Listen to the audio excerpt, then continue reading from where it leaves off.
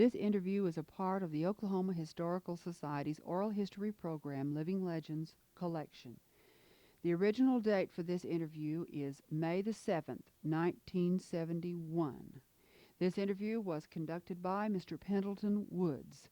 The interviewee is Mr. Henry Vance, V-A-N-C-E, of Tahlequah, Oklahoma. This interview is being re-recorded on October the 23rd, 1985 for inclusion in the permanent collections of the Oral History Program by Judith Michener.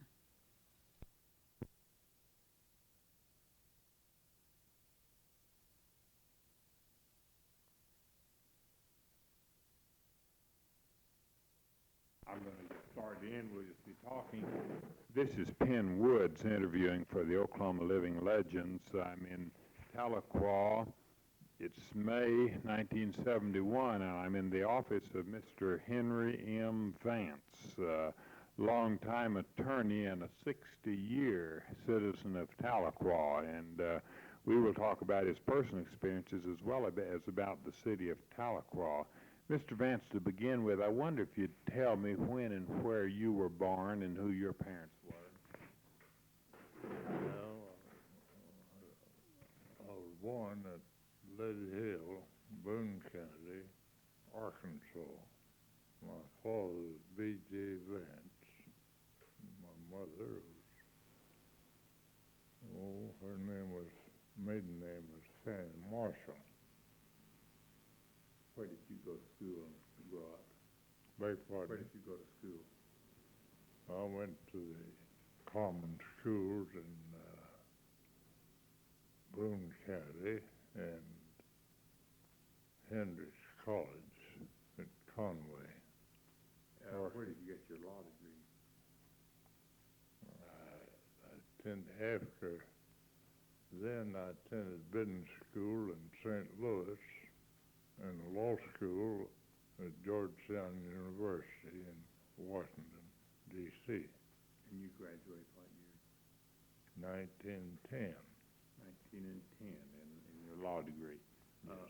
Where did you start your law? Where did you start your practice after 1910? I started practice at Chakota in McIntosh County.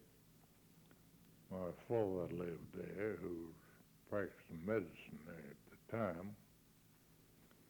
But I had a kind of seat flight, and Eufaula 1. I didn't much more move to Eufaula, and Mr. W.W. Hastings, who had become a fast friend of mine, importuned me to come to Tahlequah. And that's why I came. And that year was what? January of 1912. 1912. Now, at one time earlier, you had done some work for the Dawes Commission. What year was that? From April of 1902 until July of 1905. Could you tell us a little about your work with the Dawes Commission? It was clerical work. It's all the work I did there. But the attorneys for the Cherokee Nation had an office in the same building. I had worked in the Cherokee Division, became acquainted with them. They had a vacancy in their secretary office and offered me the job, and I took it. Could you tell me a little about what was happening in the Dawes Commission about that time? The Cherokee Nation, or Cherokee attorneys, were interested in the enrollment of the Cherokee freedmen.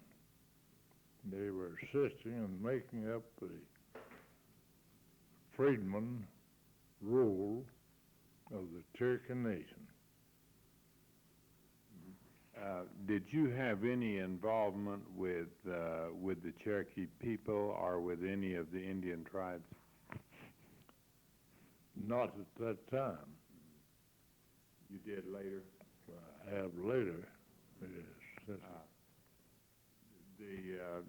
You said that later you had worked with in the tribal work for the Cherokee Nation, is that correct?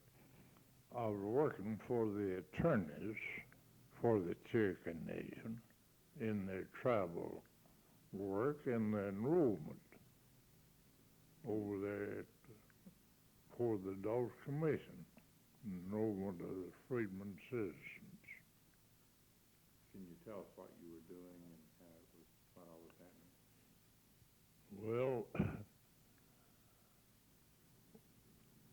under the Treaty of August 11, 1866, these Negro applicants or their ancestors had to get back to the Cherokee Nation within 6 months after that treaty.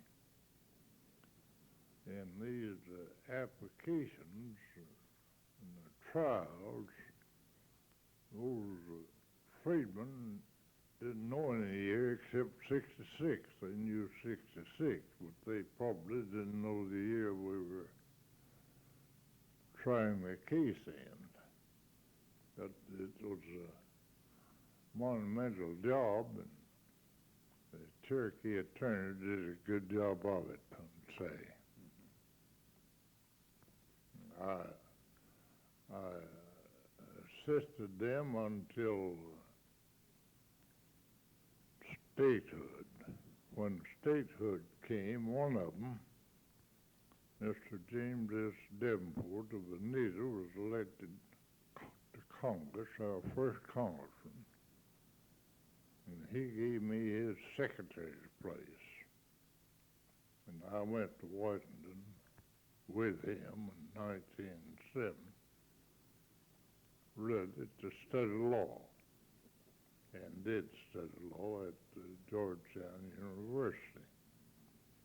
When I came back, I located a toll at Chakotah, but I was only there about a year and a half, and Mr. Hastings invited me to move to Tahlequah, which I did. Now, the congressman that you worked for was one of the original congressmen, is that correct? That's correct, James S. Davenport. Could you tell us something about James S. Davenport? You apparently knew him pretty well. Well, he's one of the biggest and best men I ever knew, I'd say that. He was born in Alabama. He came to Indian Territory in an early day. I don't know just when. I know he told me he picked cotton on his way up here to pay his way, and he practiced law.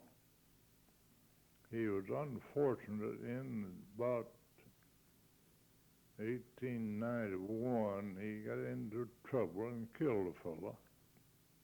And he was convicted in the federal court at Fort Smith and given 6 years, but appealed it to the Supreme Court of the United States and got it reversed and retried and acquitted. And he had a lot of misfortune. His wife died. He had a daughter born blind, lived to be an adult and taught school in the blind school over here at Muskogee. A 17-year-old boy got drowned. His wife died, and his home burned down. But he held his chin up and was elected to Congress. I don't know, he served 2 or 3 terms, and then was elected to the Criminal Court of Appeals in Oklahoma. I believe he was judge of the criminal court of appeals when he died. Who were some of the other early day political figures that you were acquainted with? Oh, I was acquainted with Bill Murray. Tell us something about him. Well, I don't know if I can tell you so very much about him. I was acquainted with him, all right. Who did you know pretty well? Did you know Senator Robert Owen? Very well. Tell us something about Senator Owen. Well, sir, I can tell you an anecdote, or not an anecdote, but I guess a true story. I didn't know him, of course, at the time, but Uncle Hooley Bell, one of the attorneys for the Cherokee Nation, who lived in Nita, told me that when Senator Owen came to Indian Territory, he came out here, a polished, educated young lawyer, practiced law in the Cherokee courts, where Uncle Hooley was practicing too. Uncle Hooley offended him. I imagine rather grievously, because he said Senator Owen sent a messenger to him and challenged him to a duel. Uncle Hooley told the fellow, said, "You go tell Owen that I accept his challenge to a duel, but it's customary for the challenged to name the time and place and conditions." He said, "You tell him to meet me down at Fogelman's livery barn tomorrow morning at sunrise, and that the weapons will be scoop shovels and manure at 20 paces and no running up." That's great. I after knew Senator Owen very well. In Washington, when Mr. Davenport went out of office, the first term, I was in the middle of my law course. I needed a job pretty bad. And Senator Owen got me a job in the General Land Office, where I stayed until I graduated from school. Did you know Dennis Flynn?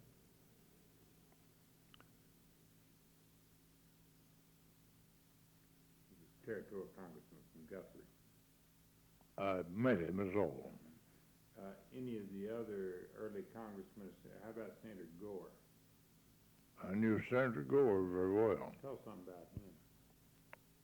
Well, I don't know that I could tell you anything more than people of Oklahoma know. I'd met him before we went to Washington. And while I was there, I met him several times. What about Senator Pine? I never knew Senator, well, I just met Senator Pine 2 or 3 times, so. You know Will Rogers? I never did meet Will Rogers. Tell us what Tahlequah was like when you first came here. Well, there wasn't any paving,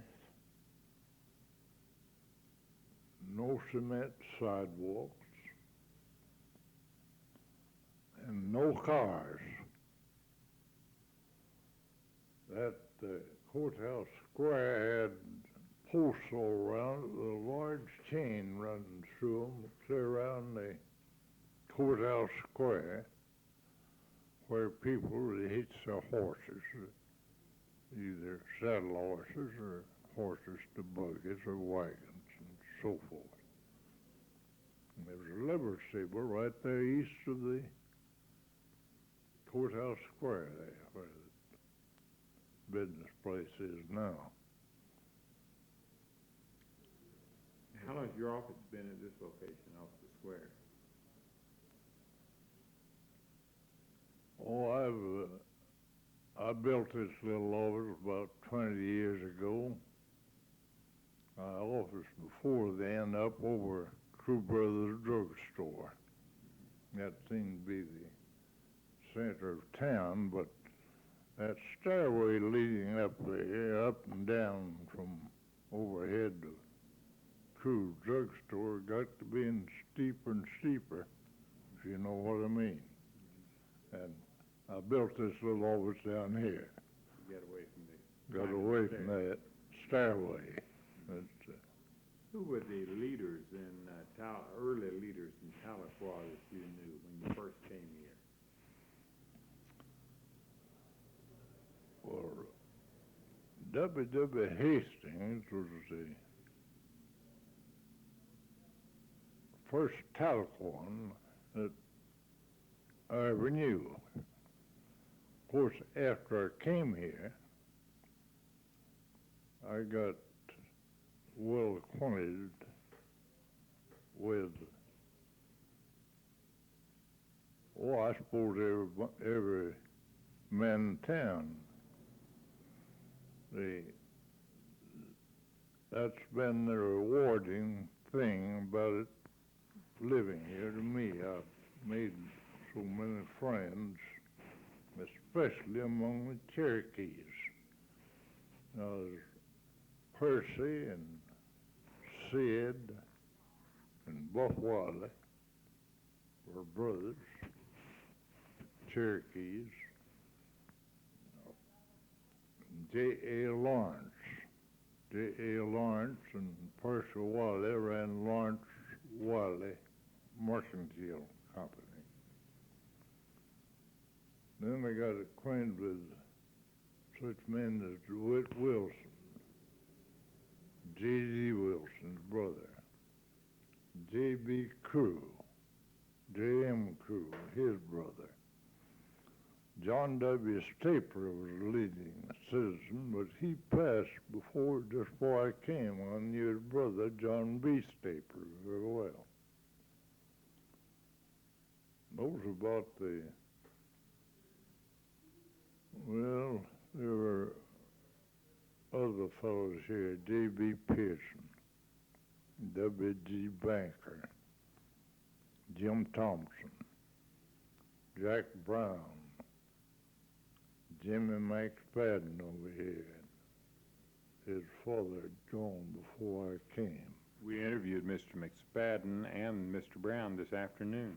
You did? Yes, huh? both of them. In fact, they're interviewing Mr. Brown now over at the college when I came over here. I was going to tell you that Jack Brown and Jimmy McSpadden I regard as good friends of mine. So many of my best friends have gone on. I'd say that W.W. Hastings was perhaps the best friend I ever had other than my own folks. It would take too long to tell you what all he's done for me.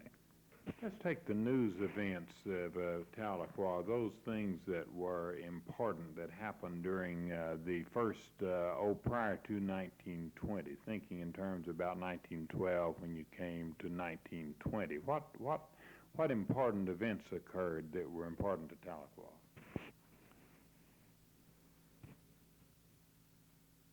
The most important thing that happened to Tahlequah, I think that's ever happened to Tahlequah, was the location of this college up here at the head of the street.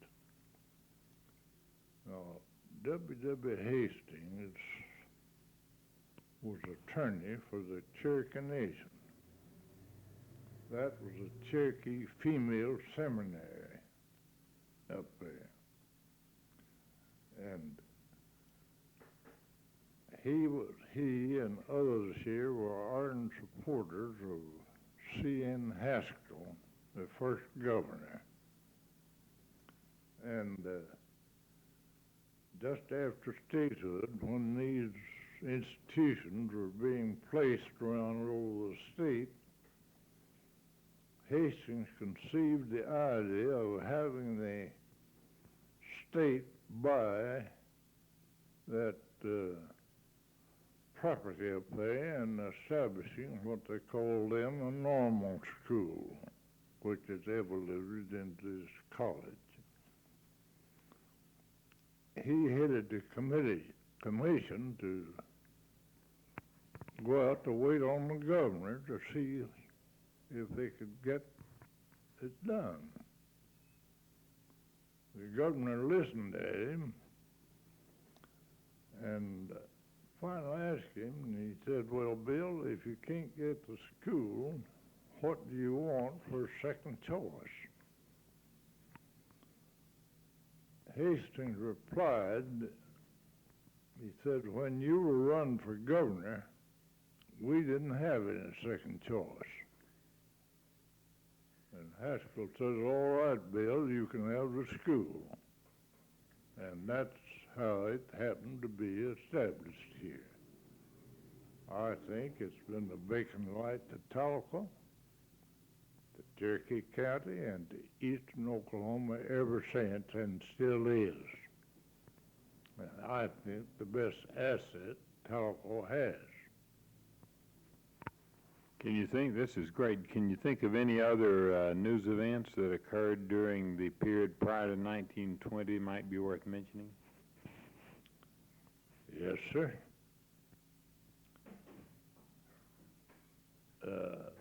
The Cherokee Penitentiary is located about 1 block south of here. What was known as the Cherokee Supreme Court building, it's located just down the street, a little brick building right there. And that was the Cherokee Courthouse over there. It had 3 stories, but since then it had a fire and they cut it down to 2 stories. Those buildings were all built here by the Cherokees. They had no transportation. They burned the brick and built these buildings here. Another idea of Hastings was to have the county to buy those 3 properties and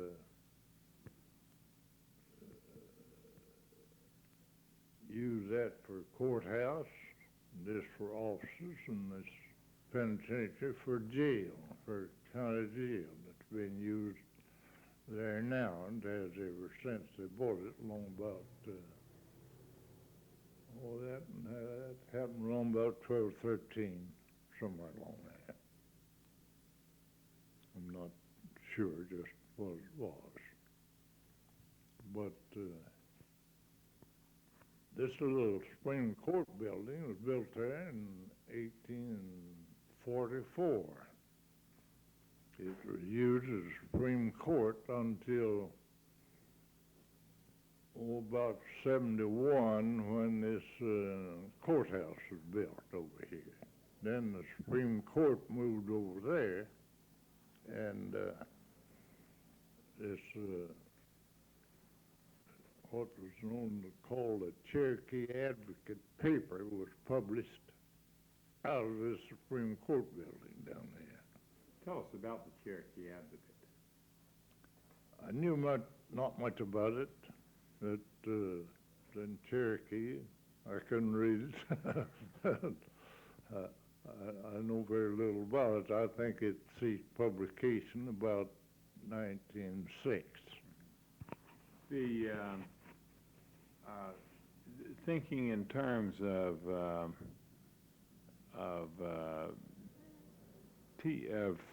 events, are there any other events you can think of prior to 1920 that we have not mentioned they should be?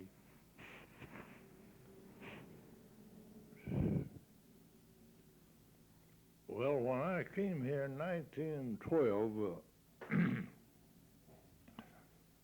I was up there in the office with Mr. Hastings and J. Berry King.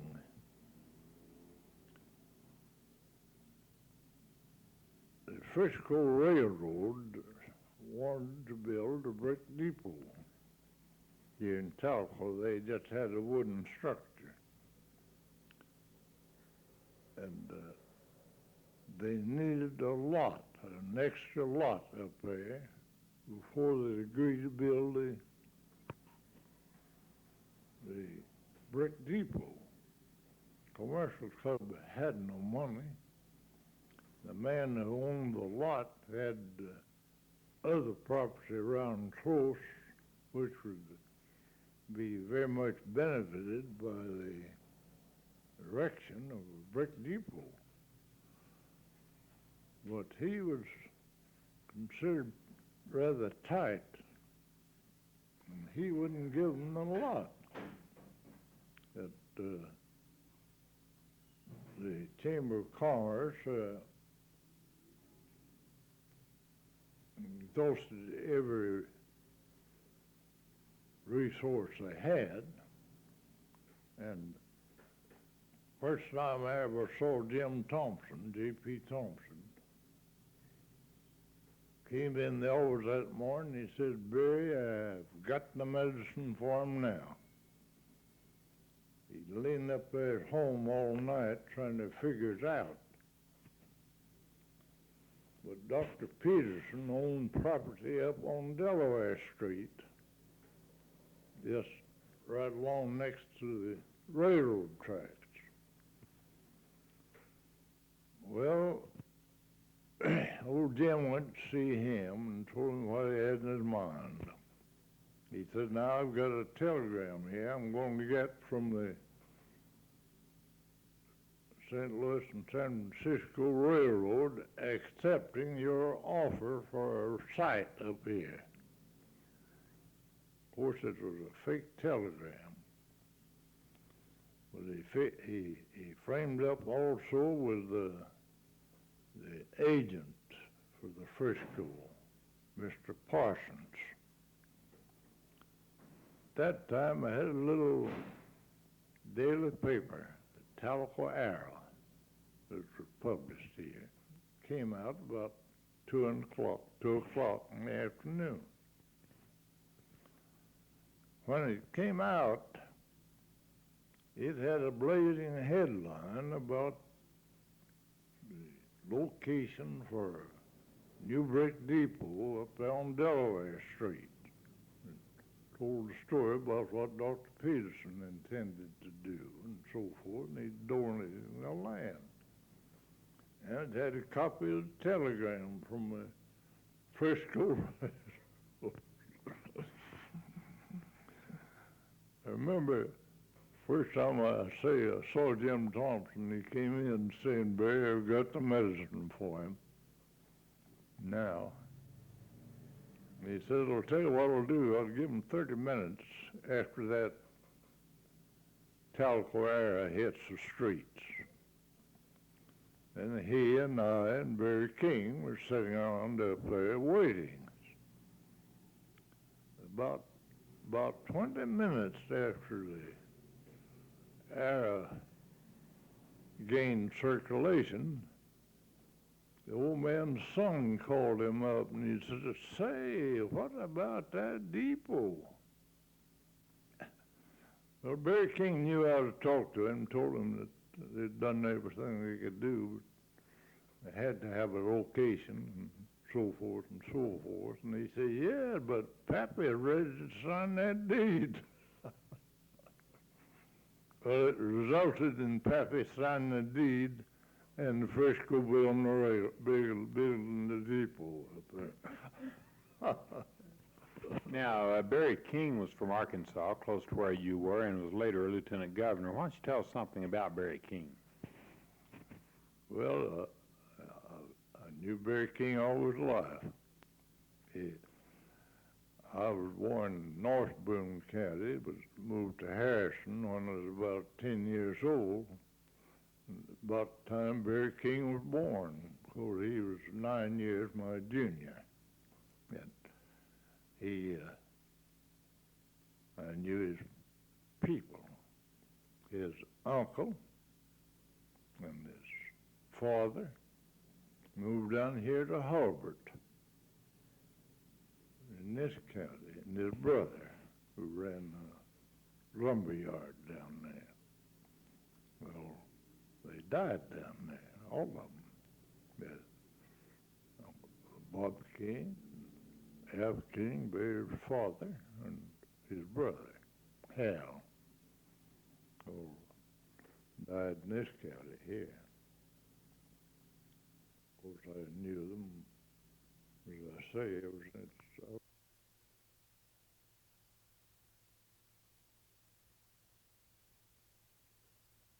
Remember? I think I just gotten through telling you about locating that. The Frisco. That's a great story. That's a tremendous story. Going from there, well, let's see. Can you think of any others in that period? You've got three great ones so far in that period. Can you think of any others during the early period, prior to 1920 or 25?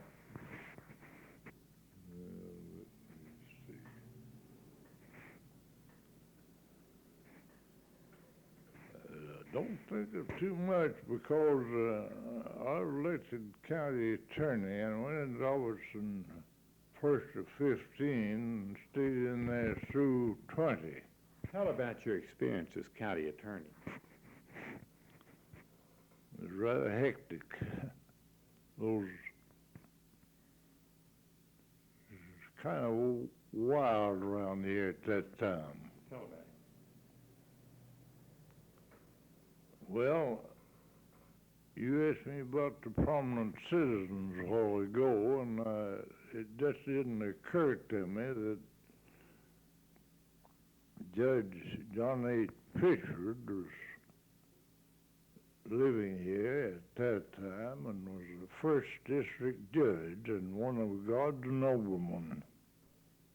He was afterwards on the Supreme Court of this state. At the time I went into office, I never had tried a case in the district court. And I went in on 1st of January of 1915. And the 1st of February, we had a term of court. I say I was thoroughly inexperienced, and I had such men as W. Hastings, J. Barry King, J.I. Coursey, S.M. Rutherford from Muskogee on my sore back all the time. It was just like taking men out in the deep and pitching them overboard and telling them to sink or swim. I expect I'd have sunk if it hadn't been for Judge Pitchford. He would keep those.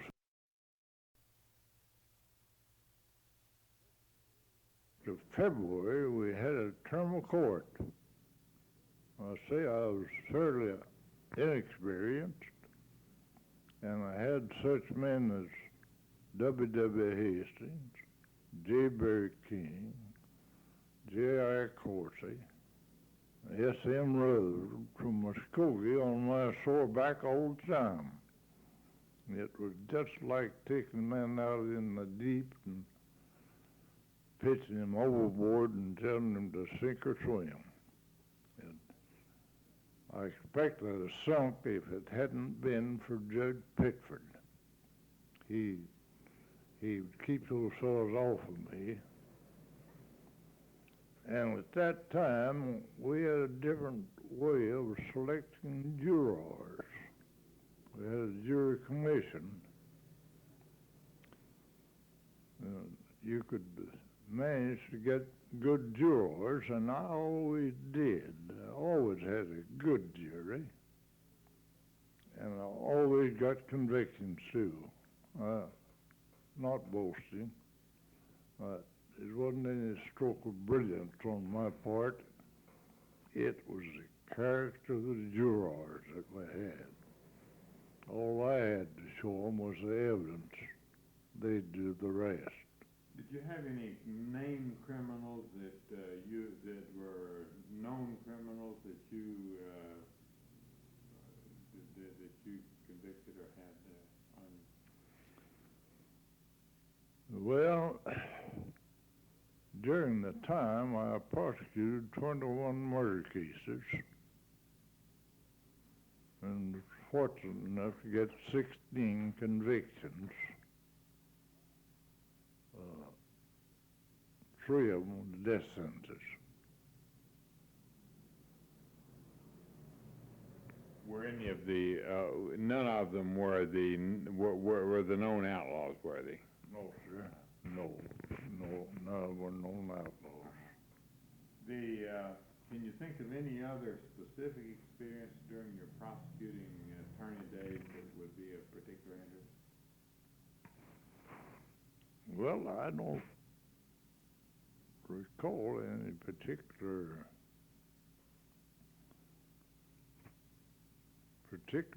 cases. I had all sorts of crime that I prosecuted, and fortunately I had very good luck. I remember one term of court I had in September. I had 29 felony cases on my docket, and I had 1 acquittal and 1 hung jury. And I hooked 27 of them. I remember Judge Pitchford was very highly pleased.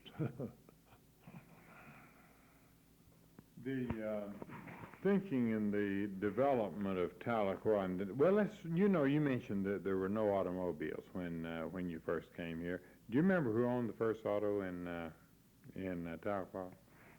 J.P. Thompson. Jim Thompson owned the first one, and Barry King the next one. Tell about those cars.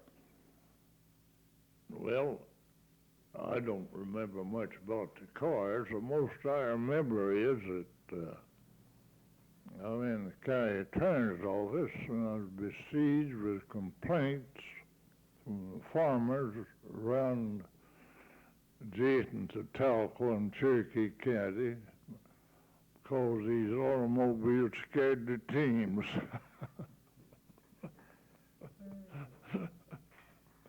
Did you bring any complaint? Did you bring any cases against them?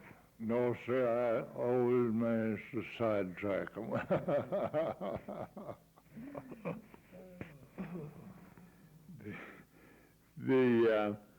What about the first paved street in Tahlequah?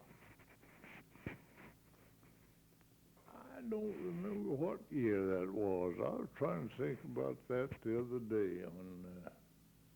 But it's up and down that street there. I just don't. On the square. Yes, sir, around the square. The first one's up and down that street. And later on, there's one around the square. Then the next pavement went up what we used to call it Depot Hill. It went up to the station, to the railroad station. What about the Cherokee reunions and activity that they had here? It's been several years since I've been able to attend them. In the early day, of course, Jim Davenport's wife and children were Cherokees. Mr. Hastings' family are Cherokees. I had so many Cherokee friends, I used to go up there about every May 7th. But later years, I haven't been. Today happens to be May 7th, and I understand that from one of the interviews we made today that it has never rained in the past 35 years on May 7th. I don't know if you knew that or not. Never what? Has not rained on May 7th in the past 35 years on the day of the reunion. I recall an incident on the evening of May the 7th, years ago. Jim Davenport and his family were here, and that evening they were visiting in my home. As I told you, he had a daughter born blind. And we were all visiting there, and the women got to talking about flowers. And I was sitting next to Grace, this blind girl, and she expressed such a preference for sweet peas, said they're such variegated colors. I couldn't help but ask her on the side how she distinguished the colors, and she told me by the scent.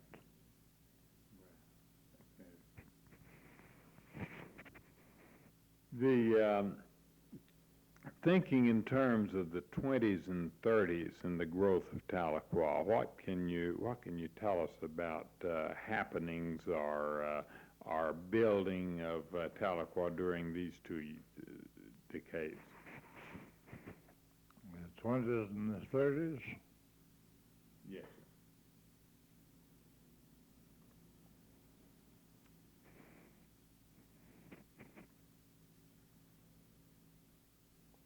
Well, I'd say that one thing that's been a very useful thing is the Tahlequah Savings and Loan Association. It was organized in 1924.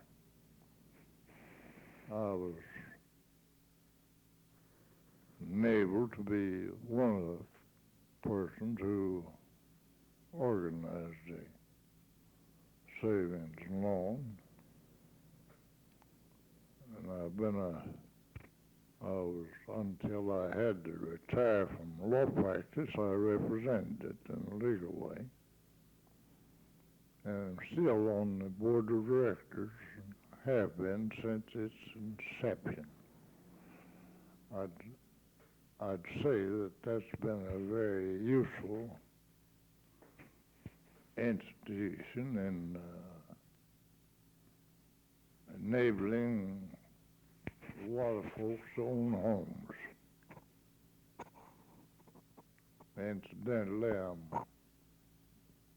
the sole survivor of the organizers of the savings and loan.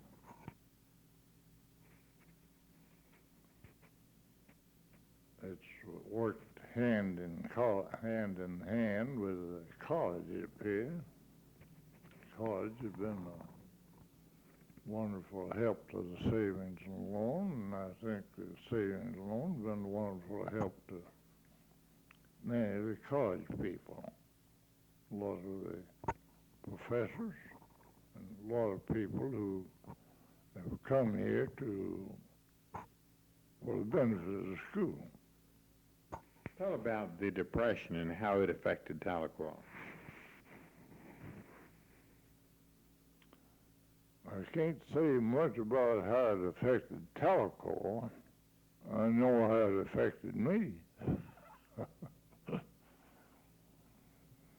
I remember one time during the Depression, when I thought I was practicing law, I met Mr. Hastings on the street, and he asked me if I wanted a job that paid $100 a month. And I told him I sure did. And I got it, and was glad to get it. What was that doing? It was run what they call a WPA, run a paymaster of the WPA. How long were you in that before you went back to law? Oh, just a few months. Just a few months. Then you went back into your law practice? That's right. What about the Dust Bowl? Did it affect this area much? No, I don't think the Dust Bowl hurt this area like the boll weevil. Talk about the boll weevil. Well, I guess that's one thing that puts a stop to raising cotton in Cherokee County. When I came here, there were 4 gins in Tahlequah, and gins around in the small towns of Cherokee County. Now there's not a gin in the county. At that time, there was lots and lots of cotton raised here, but not anymore. Not any corn raised here like there used to be. It's given way to pastures, cattle raising, fruit raising, and poultry raising, I'd say. About the 3 principal occupations of the citizens of Cherokee County. Let's talk about the 2 wars and how they affected Tahlequah and what you're thinking in terms of World War I. What was Tahlequah like then, and what were some of the activity dealing with World War I in Tahlequah? I don't remember anything out of the ordinary. Do you on World War II? And either war, as far as that's concerned. I remember there's a man in business up the street up here at World War I who, I think he was a socialist who socialists were not very popular here then. Somebody got out these rural communities preaching against the war. And again, the impression gained that he was perhaps the fellow who was doing it. I was told that the committee took him out on the banks of the Illinois and waited on him. He left the county and didn't return. This was World War I. World War I.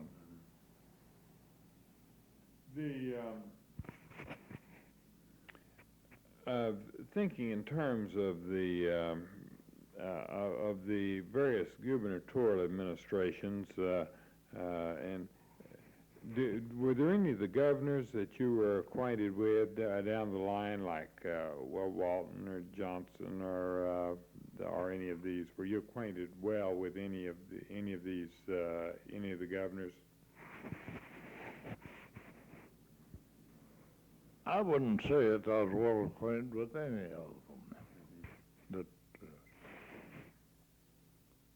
I didn't know Walton. I don't know that I ever saw Walton. I was acquainted with J.B.A. Robertson. Talk about him. Well, as I told you, I was county attorney.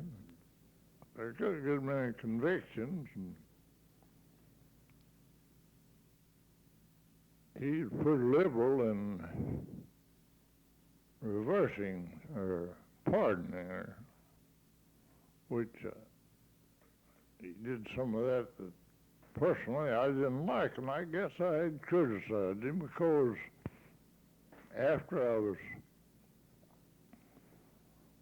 out of office and on the defensive side, I went out there to see if I couldn't get him to parole a client of mine. He gave me a very cold shoulder. Coming back home, we had to come on train, come from Muskogee over to Tahlequah next morning, Sunday. And I saw in the Phoenix where Robertson had gone to Texas and would be gone to Tuesday. Well, I knew M.E. Trapp, the lieutenant governor, pretty well, and I knew he'd be governor Monday. Sunday night, I went back to Oklahoma City so I could see Trapp Monday morning. I did, and I got the job done. Can you tell us anything about Trapp? He was later a governor. I knew very little about, I knew him, yes, I knew him very well. Do you know any stories on him? No, I couldn't. Can't think of anything. I couldn't say anything about that. Uh-huh. Do you know any experiences with any of the other governors? You have had no experiences with Trapp other than this that would be worth mentioning? No, not with Trapp. Uh-huh. And incidentally, I was entitled to what I got. But Robertson wouldn't. He was mad at you. He was mad, I guess. Yeah. And he wouldn't play. Uh-huh. I had an experience when Henry Johnson was governor, and the only time I ever met him was out there. I went out there. A boy here was in jail down here on a liquor charge. Served out 90 days and $300 fine. He got away and went down to Texas. His brother-in-law here in town asked me if I could keep him from bringing him back. They were going to get a requisition for him. I told him I could try it. And he said, well, you try it and give me your bill. And I went out there and I talked with pardon parole officer named Mansell, I believe is his name. He talked long, agreeably to time. He's courteous about it, but I told him this boy wasn't a bootlegger, and he says, oh, that's what they all say. I thought he didn't have the right to talk to me like that. Finally, he told me, he says, I'm just frank to tell you, if that requisition comes in here in form, I'm going to grant it. Well, the week before, they'd turned out some notorious bootlegger, bank robber. And I told him, I guess if I represented a bank robber, I might get some consideration. Turned a little red and told me we could talk about it when he came in. I told him I guess it wouldn't do any good, that he'd already told me what he's going to do. I thanked him.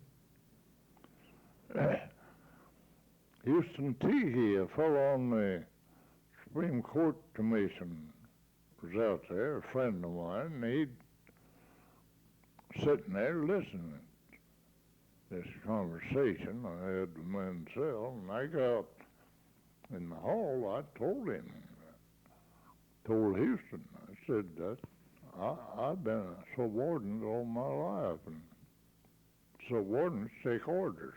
And I said, that fellow in there is a subordinate. I said, I want to meet the governor. He said, I'll take you down and introduce you to Miss Hammond. And he did. I told her what I had on mine. She says, I'll introduce you to the governor's secretary, Mr. Sullivan. Mr. Sullivan was from Bellefonte, Arkansas, about 4 miles from Harrison, where I lived.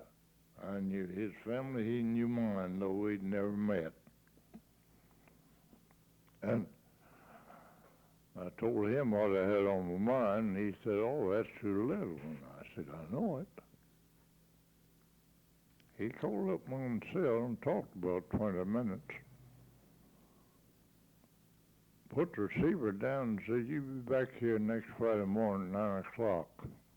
That's set for then. I went back out, went up to the man's cell's office. He said, those fellows haven't come in yet, referring to the officials from here. And I said, no, they're not coming. He said, how do you know? I said, I don't know, certainly, but I know the situation over there, and I don't think they have the nerve to be spending public money on this little case. I said, if you think they are, you call them up there on the phone at my expense. No, he said, I won't do that, so you come back at 11 o'clock. I went back at 11. They hadn't come in. He said, would you dictate a statement about this case to this lady? And I said, yes, sir. I dictated a statement about, I'd say, 2 pages long. He looked at me and said, would you swear to that? I said, have it written, I'll sign it and swear to it. Which he did, and which I did. He said, well, I'll make my report to the governor. About 2 o'clock, I went down to the governor's office. Ms. Hammond told me the governor was busy, just have a seat. Well, in a little bit, some committee came in there wanting to see the governor, and she told him that he was out of the committee meeting, wouldn't be back for the afternoon. After they left, I told her, I guess it wasn't necessary for me to wait around there, and she said, yes, you wait, you'll see the governor. Well, about 20 minutes I got in to see the governor, and he said, make me a statement about this case. Be brief, I'm busy. I don't know what I said to him, but he picked up those papers and wrote something on it and handed me into the limb on Mr. Sullivan's desk. That's dead. That's all the experience I ever had with Henry Johnson. I guess the only time I ever saw him. In the latter years after World War II, what can you think of in terms of experience or of the growth of Tahlequah?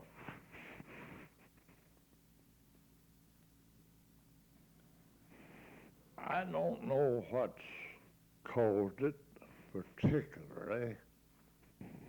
I think this playground play has more or less, it's helped us quite a bit.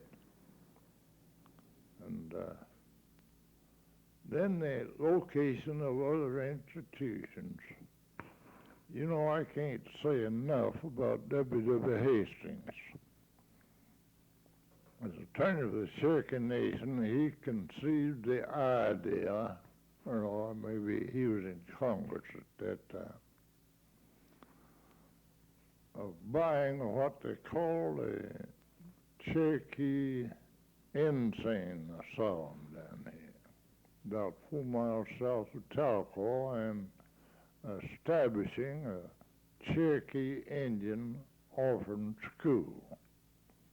Now, he got that done, and I think it would justify his tenure in office if he'd never done anything else. In addition to that, he got located what's called an Indian hospital up here.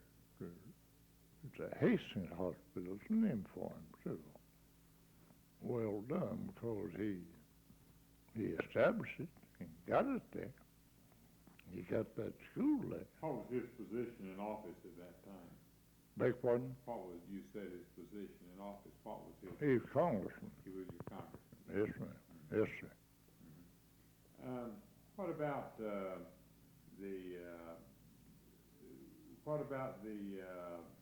solid G and these things in the development of Tahlequah? I know very little about it. Tell you the truth. To be honest with you, I know very little. What about the Merle home? Do you know anything about his background? No. I know very little about Do you that. know any of the earlier owners of the Merle home? I'll tell you what, if you consult Dr. T.L. Ballinger, Tahlequah, he knows more history than perhaps all the rest of us.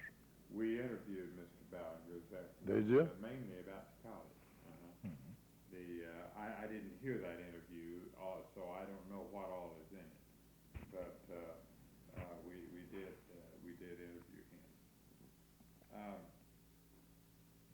him. We have a little bit of tape left. Can you think of anything else within the history of the area or the history of the state, as far as your involvement or observations concerned, that might be worth mentioning?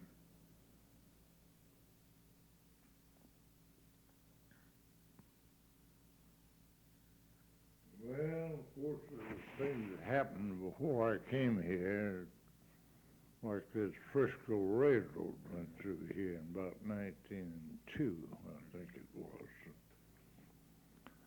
What I knew about Tahlequah was gained from talking with Hastings and Davenport and Uncle Hootie Bell over at Muskogee when I was working for them over there. What I knew about Tahlequah up till the time I came here was learned from talking with them. You know, they located this railroad through here, and they located the Carnegie Library. And you can't think of public improvement as long as Hastings lived that wherein he wasn't the prime mover, I'd say. He built a building up here called Hines Store. Now he built that about, let's see, that was 1904. He built that in order to get the Dawes Commission to locate an office here for the purpose of logging lands and making payments to the Cherokees.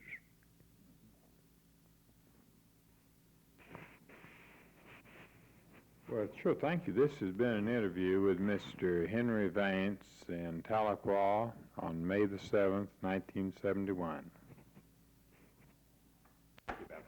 I'm going to swing back. I want to ask Mr. Vance another question. There's a very large iron safe in his office across from the square, and I'd like to ask you about that iron safe. It's an interesting looking piece of equipment. Well, that safe was the vault of the treasure of the Cherokee Nation.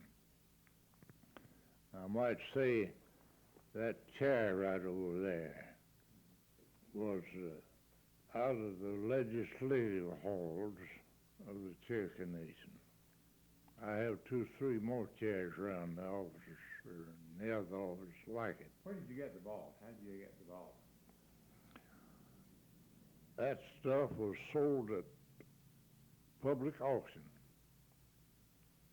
Barry King bought that. Then he sold it to C.F. Bliss and what was his partner's name? Some other man. I got it from them. Well, thank you very, very much, Mr. Henry Vance.